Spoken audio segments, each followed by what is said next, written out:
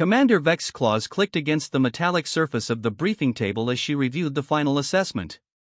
A holographic display cast an eerie blue glow across the assembled council of alien military leaders, each representing a different species from across the galaxy.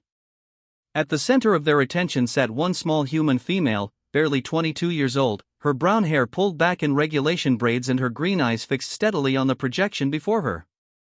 Cadet Elena Vasquez, Commander Vex's voice resonated through the chamber's translation systems, coming out as a deep rumble.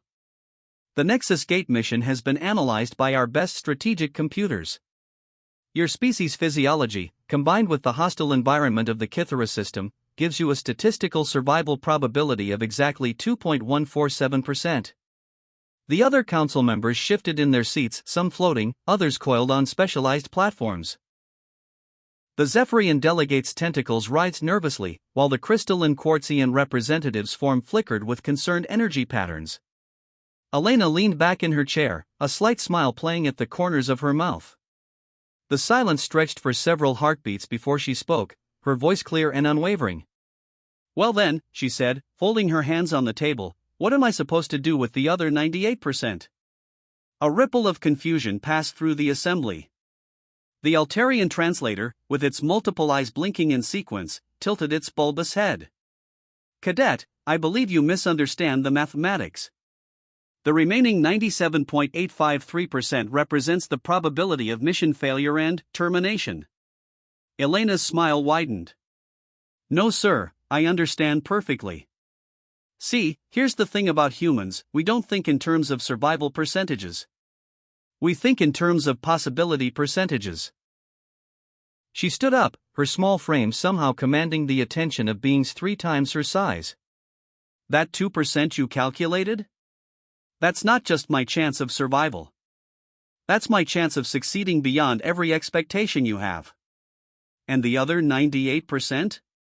She gestured toward the holographic mission parameters. "That's the margin by which I'm going to exceed your projections." Commander Vex's secondary eyes narrowed. "Cadet Vasquez, this is not a matter of bravado. The Kythera system contains gravitational anomalies that would crush most species. The radiation levels would sterilize a galactic cruiser. The indigenous life forms have evolved specifically to eliminate foreign presence."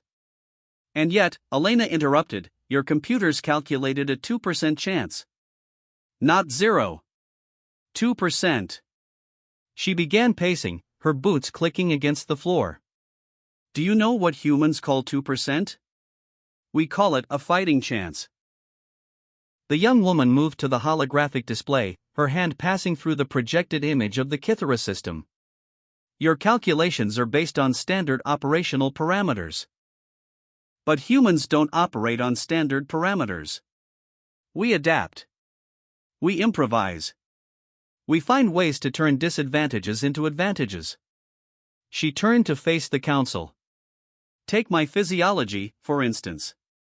You see it as a weakness, small, fragile, limited. But I'm also lightweight, requiring minimal resources, and capable of fitting through spaces that would trap larger beings.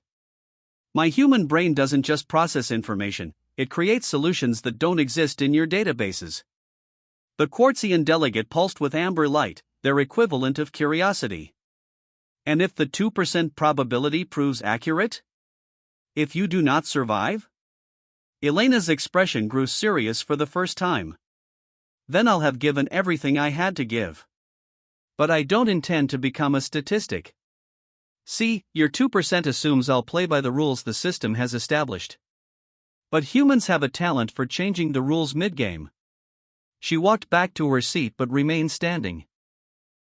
"Commander Vex, with respect, your computers have never calculated the probability of human stubbornness.